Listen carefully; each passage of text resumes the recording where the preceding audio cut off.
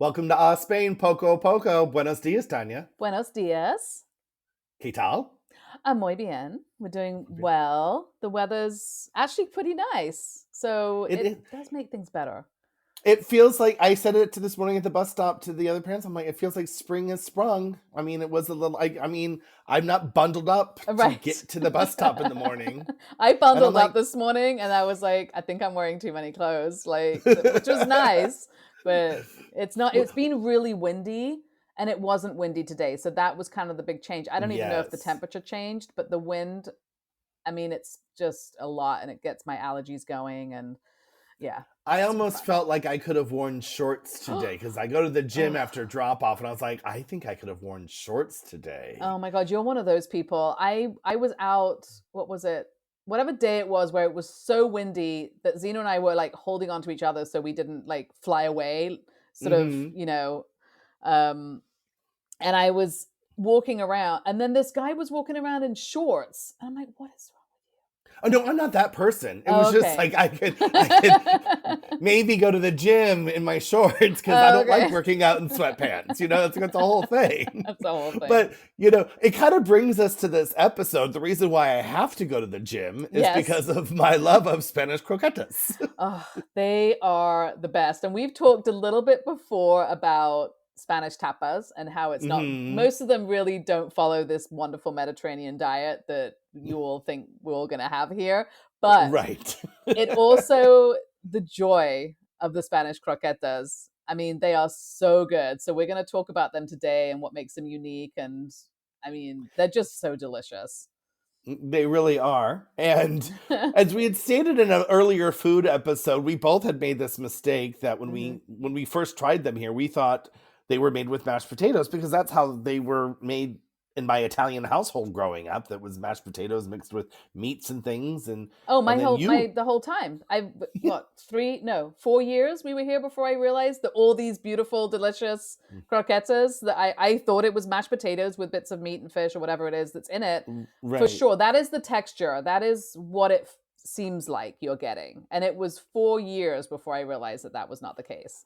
And then it's a bechamel, right? It's a Which bechamel is just sauce. milk, fat, and flour. But what surprises me, or shocks me, astonishes me, whatever the word is, I'm a thesaurus today, is that like bechamel is not like like mashed potatoes you can mold up, right? So Right. the bechamel, it's an oozy sauce. So I mean, I know they have to they chill Okay, them to don't get say the shape. oozy. That Not sounds oozy, gross. we can't That say sounds oozy. bad. That makes them sound really disgusting. But you're right. Technically, you're right. I never, when someone told me that they were made with a bechamel sauce, I'm like, but how is that possible? Because a bechamel sauce is a sauce, and these are like a mashed potato texture. So they're obviously making it quite thick enough to form them, and then Hmm. sticking them in the fridge to make sure that they stay formed and become slightly more formed so that you Well, I can, think they chill them and then they reform but them it after has they've to been chilled. it has to go back in the fridge and come out of the fridge before you fry Deep them. fry it. Yeah. Yeah. So it is a game of making sure that they don't kind of melt, I guess, Right. in the process of getting made. And it works. And even when they're fried, it's not like you open it and it pours out. It's not like a lava cake or something. I mean, No. it's still got this, it still has this potatoy kind of texture inside. Hmm. And they're also super duper good. But other countries do. I mean, croquetas is a worldwide um, Right. delicacy, I believe. Yes. But a lot of them will make them with mashed potatoes, as we've spoken, which is obviously the ones that we've had, but also rice. I haven't Hmm. had the rice ones. I don't know if they're made with rice or maybe a pureed rice to get that texture. Not sure. But Hmm. I mean, it's all going to give you this texture, this kind of mashed potatoy sort of texture inside, and then it's mixed with bits of meat or bits of chicken or whatever you've got, and then deep fried with Right. breadcrumbs. And they're So so good. good. And So when we moved here, I was so happy to have them.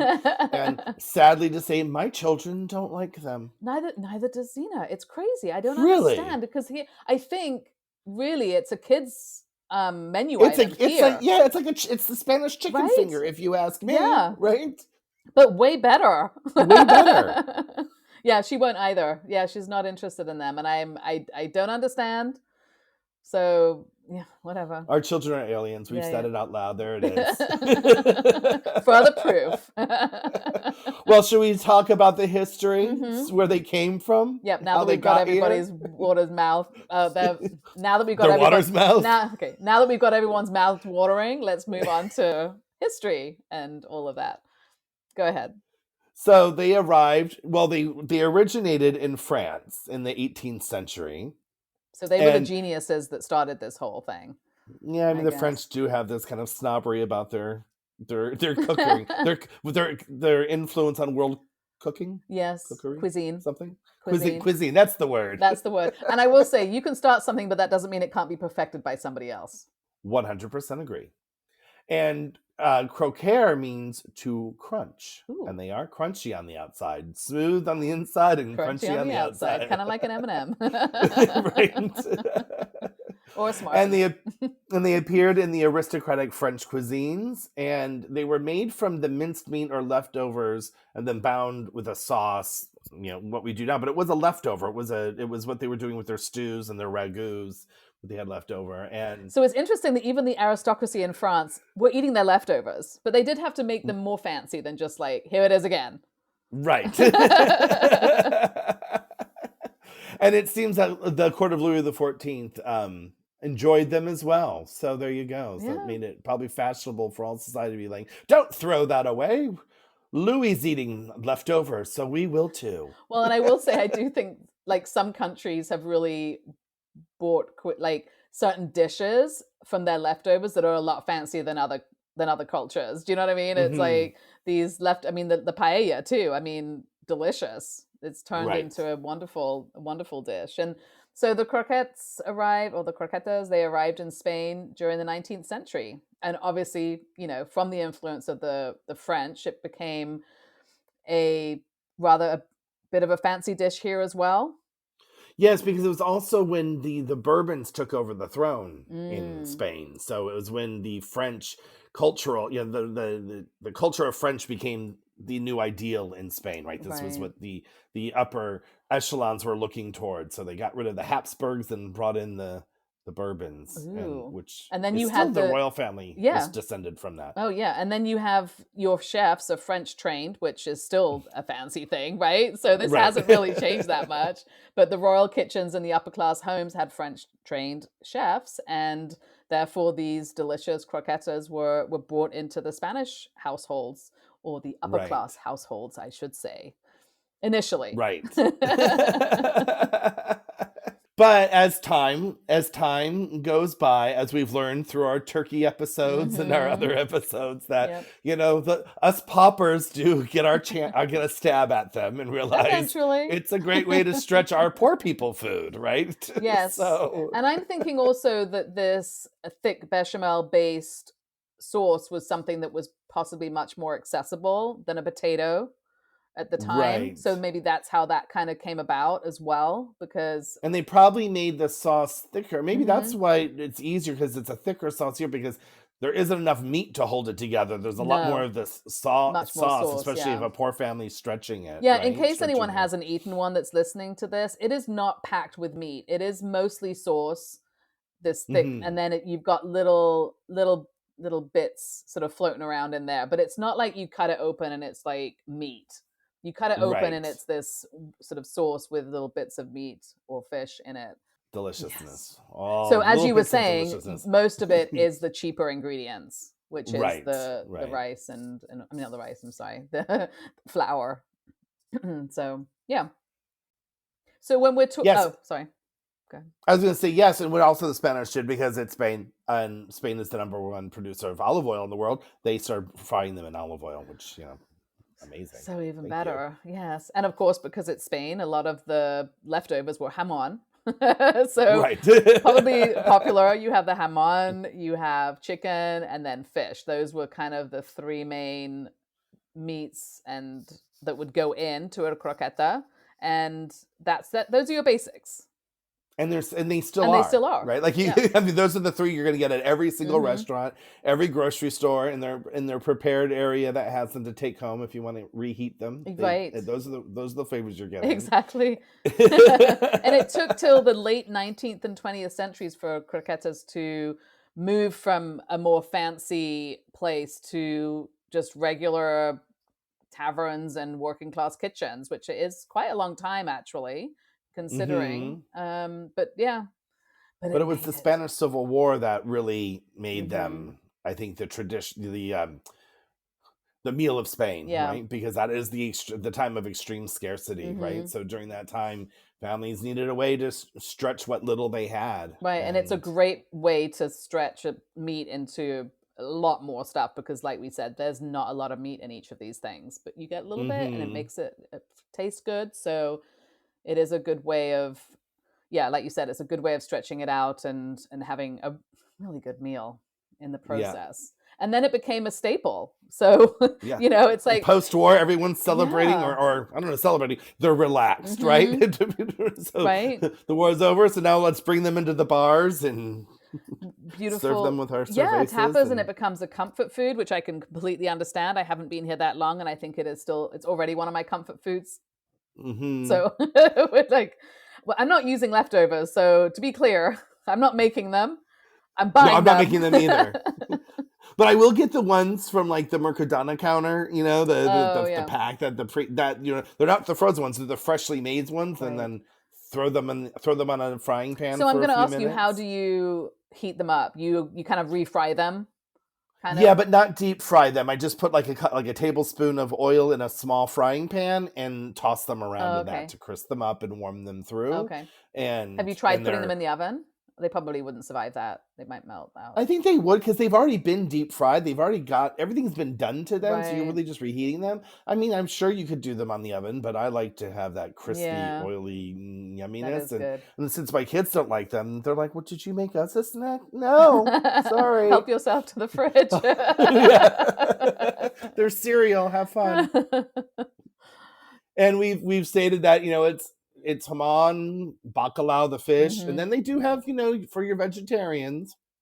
They do have mushrooms. That's pretty common. You find that I've at a seen lot of those a lot, and places. those are really good. And I will say sometimes sometimes I can't tell the difference if someone gives me a croqueta and says what is inside this. I'm not sure. I'm going to be honest whether I know, but in Okay, so anyone who can't see us, I'm raising my hand in agreement. yeah, but some of them are very flavorful and different. So I think it depends on like whether they are like a very generic one or whether it's a really nicely made one. Because I've had like duck ones. I mean, I can taste that; it's Hmm. delicious. I've So, had octopus ones, and you ooh, can taste that. yeah, I mean, there's a sushi place that makes croquetas that are very interesting. So, like the fancier restaurants you go yeah, to, they do their own version, right? So, like right. discussed this before, like it's Spanish food, but then the chefs are like, but we've got to bring the Spanish food to get the customer to eat our foreign food. Hmm. So we're gonna give you But then we're going to this make a fancy hybrid. croqueta, right? So our Yes. croqueta is going to be, or it's going to be freshly made. So, croquetas are so built into the Spanish tapas like business here that you can go to the restaurant store, whatever that is, and just buy bags of pre-made ones. Pre-made Hmm. jamon, pre-made chicken, pre-made fish. There's probably 3 different ones. Those are the ones that you will find in every store, in every Every cafe, like generally. right. And those are the ones that I think are maybe not as obviously not as flavorful, not as nice and fancy as a restaurant that's making them themselves. There was a Right. difference. So, yeah. So my Spanish is not as good as yours, and my community outreach isn't as good as yours. But is there truth from this that I've heard that hacer la croqueta is in a Spanish idiom too? Have you Yes. heard And we that? we I don't know if this was in our episode when we were talking about like Spanish sayings or not, but hacer la croqueta is, I mean, it totally makes sense. Like if you think of like it means to kind of roll over, like that type of thing. So it's like they will use it for maybe like babies when they're in that stage where they're so cute because they just all they can Hmm. do is roll over, right? And everyone has to know Right. that their baby can hacer la croqueta as well, like this type of thing. So it's like a roll kind of rolling around, and it's a little colloquialism that can be I think used. that's Yeah. adorable. And apparently, but I don't play soccer, so I don't know football. Sorry, not soccer. There is a specific skill called la croqueta, which is a dribbling skill. I don't know. That was apparently popularized by Andres Iniesta, who I also don't know who that is. So come at me, people.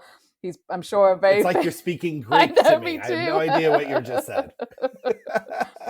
So it's where a player quickly passes the ball from the inside of one foot to the inside of the other to move past the defender. Oh, it's going between 2 feet. I get that. Yeah, I get that. Okay. But I don't. So maybe it's real. It's like we were rolling the croqueta back and forth in the breading. Feet. There you go. No, well, in the breading. In the breading. You got to roll it around. Exactly. Yeah. So All it's right. kind of cute. So that just shows also how croquetas are really embedded in the culture, the food, the vernacular, everything. It's just there. Yes. And they're delicious and we love them. Well, I'm going to leave you now and go to the store and buy some because now I'm hungry. Now you're hungry. There you go. Till next time. Until next time, Tanya. Bye. Thank you for listening to another episode of Our Spain. We really appreciate all the support we have received since we started this podcast. Visit ourspain.com for transcripts to this and our other episodes, some exciting merchandise, and if you are so inclined, there is also a link to buy us a coffee, which helps support this fun endeavor. And please follow us on Instagram and YouTube at Spain Podcast. And don't forget to subscribe to us wherever you're listening. It really helps us stay connected, and we'd love to hear from you. Let us know if there's any topics you would like for us to talk about. Even though we are happy to talk about anything, we also want to make sure it's informative for you. Exactly.